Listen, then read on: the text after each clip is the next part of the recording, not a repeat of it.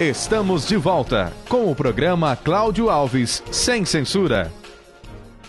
As loteadoras e as construtoras. A relação destes segmentos com as pretensões futuras das cidades.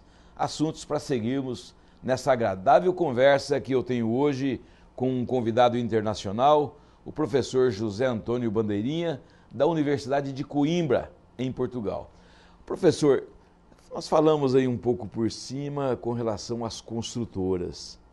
E antes de eu fazer uma pergunta objetiva, eu gostaria de ir um pouco mais profundo. Que experiência o senhor traz de Portugal para esse encontro aqui no Brasil, principalmente na região norte de Mato Grosso? Bom, as experiências programa situam-se em planos muito diferentes. A minha pesquisa, a minha investigação foi sobre um programa que aconteceu na segunda metade da década de 70, já há quase 40 anos, que se seguiu ao processo que pôs fim à ditadura em Portugal, que durava desde os anos 20 e durou até 74. E nessa circunstância de carências habitacionais fortíssimas, talvez eu arriscaria dizer, proporcionalmente à população, muito próximas ou talvez superiores até às que existem no Brasil neste momento. E nós sabemos que o Brasil é um país em franco progresso, mas com carências habitacionais ainda muito fortes. E eu pesquisei sobre um programa que houve logo a seguir a esse momento de final da ditadura, que foi um programa que incluía uma série de recomendações, um programa muito aberto, não era um pacote legislativo rígido, era um despacho ministerial que permitia uma série de adequações às várias realidades e às diversas realidades do país. Chamou-se Programa SAL, Serviço de Apoio Ambulatório Local, e pressupunha duas condições, entre muitas, mas duas condições essenciais. A primeira era a organização social da procura, ou seja, não havia a ideia de que está ali um bairro degradado, então nós vamos lá e vamos... Não, havia a necessidade de que as populações viessem pedir, solicitar.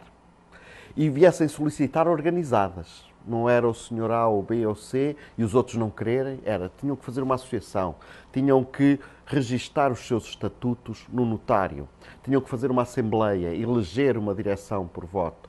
Olha só. E esse movimento que alguns, enfim, mais críticos diziam que era uma burocracia, mas a verdade é que esse movimento gerava nessas populações uma auto-organização e uma vontade, a partir dessa auto-organização, de querer a casa, de ter vontade de ter a casa. Porque muitas das vezes nós fazemos estes programas de realojamento e nem sequer perguntamos às pessoas se querem mudar ou não. Verdade.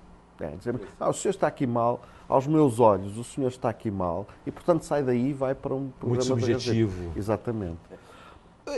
Eu quero completar. Como é que o senhor vê o comportamento das empresas, das construtoras, diante desse grave problema habitacional no Brasil e no mundo? O que é colocado às administradoras, a forma como o problema é posto às loteadoras e às construtoras, é ele próprio determinante daquilo que elas fazem. Ou seja, nós não podemos esperar que as empresas que estão no terreno a construir para o seu lucro, a construir para se engrandecerem enquanto empresas, vão à procura de relacionamentos sociais que não são postos à cabeça, não é? Portanto, se o programa diz vamos pedir às empresas que resolvam o problema habitacional da forma mais simples, elas resolvem da forma mais simples, não vão complicar. Portanto, aí tem que haver regulação da parte do Estado, ou da parte do Governo, ou da parte do Governo Federal, que é, na realidade, quem lança o programa. Portanto, tem que haver uma capacidade de perceber no pacote legislativo inicial aquilo que é essencial. Como eu dizia aqui em Portugal, a organização social da procura. Outra coisa, por exemplo, que era evidente nesse programa SAL que eu estudei, era as populações, salvo raras exceções, não saem do local, para evitar que elas fossem expulsas para uma periferia mais remota. Entendi. E, portanto, se elas estivessem no centro da cidade, o programa fazia a reabilitação das habitações no centro da cidade. Se elas estivessem num cortiço muito denso, melhorava-se esse cortiço, subia-se em altura, procurava-se um vazio urbano próximo para levar as pessoas para lá. Essa situação que o senhor coloca do vazio urbano, nós conversávamos aqui agora no intervalo, e a cultura dos governantes, não quero falar aqui do Brasil, eu quero falar de todo o contexto que o senhor conhece.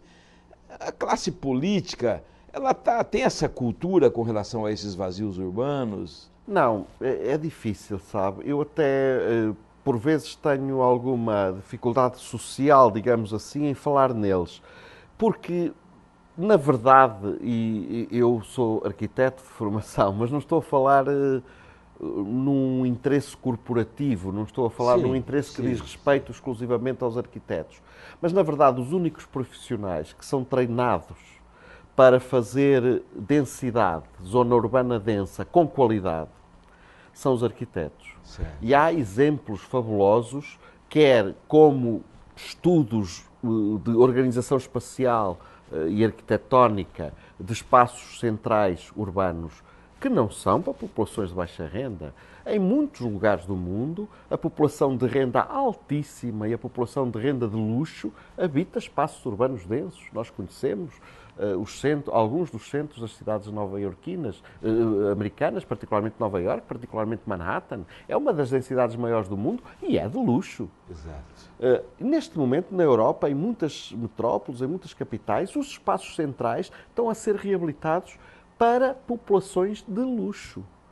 E é frequente encontrarmos na Holanda, por exemplo, população de baixa renda a viver em casinhas isoladas e população de luxo a viver em sítios densos, certo, em condomínios luxuosos muito concentrados, porque é uma vida urbana mais intensa, porque a casa tem uma outra função do que andar a passear por jardim e a regar a relva. Certo. Tem uma função de descanso. Claro. Portanto, depende muito da cultura própria da pessoa.